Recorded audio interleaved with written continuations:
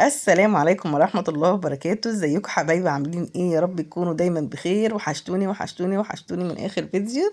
كل سنة وانتم طيبين.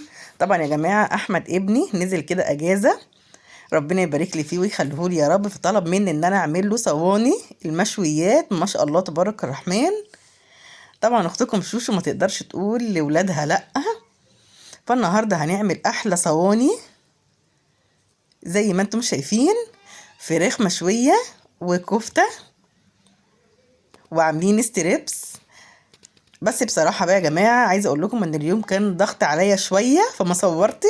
انا قلت طبعا اصور لكم بس كده النتيجة بتاعت الصواني بتاعتنا. بصراحة نتيجة هايلة والله العظيم. عايزة اقول لكم ولادي كلوا فيها لما قالوا يعني احلى صواني مشويات ما شاء الله اللهم بارك. وجهزت طبعا الصواني دي يا جماعة قبل المغرب بشوية، يعني بربع ساعة كده، ورحت بقى لفاهم في ورق سلوفان. وقلت لازم بقى اعمل لهم كده جو ان احنا بناكل صواني من بره، صواني المشويات من بره. ايه رأيكم بقى يا جماعة في نتيجة اختكم شوشو؟ والله العظيم 3 من فرختين وربع كيلو لحمة مفرومة. عملنا 3 صواني اللهم بارك. وادي سفرتنا النهاردة شوية سلطات مع صواني المشويات بتاعتنا مع شوية شيبسي. وعملت طبعا جنبيهم كده صينية بطاطس. ما شاء الله اللهم بارك. طبعا يا جماعه زي ما قلت لكم ان كان يوم ضغط عليا شويه، فميدو طبعا بيساعدني.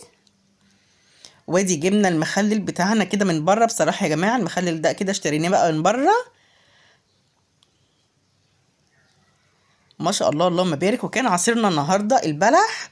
برضو ميدو ساعدني النهارده وقال لي يا امي لازم ان انا اساعدك شويه، انت تعبتي النهارده. عملنا كده شفشق عصير مانجا وعملنا شفشق عصير بلح، البلح المنقوع بتاعنا. ما شاء الله اللهم بارك. وبألف هنا وشفا. وزي ما قلت لكم ان ولادنا يطلبوا واحنا ننفذ طبعا ما دام هم كويسين معانا، وربنا يرضى عنهم يا رب ويخليهم ويبارك لنا فيهم. وعملنا النهارده احلى صواني مشويات من فرختين وربع كيلو لحمه. عملنا وليمه. وطبعا الرز البسمتي كان حاجه تانية خالص بصراحه. وزوقنا بقى يا جماعه، زوقت كمان الرز البسمتي بالزبيب والسوداني، يعني عملت لهم جو بصراحة فاخر من الآخر.